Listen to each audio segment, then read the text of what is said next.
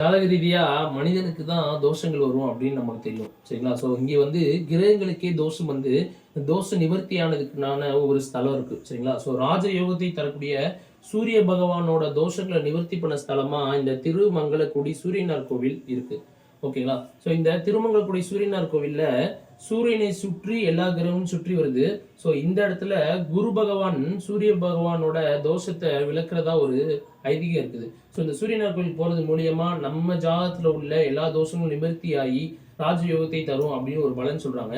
இந்த கோயில் என்ன ஸ்பெஷல் அப்படின்னா, குரு பகவான் நேரடி பார்வையா சூரிய பகவானை பார்த்து அவரோட தோஷங்களை நிவர்த்தி செய்யறாரு.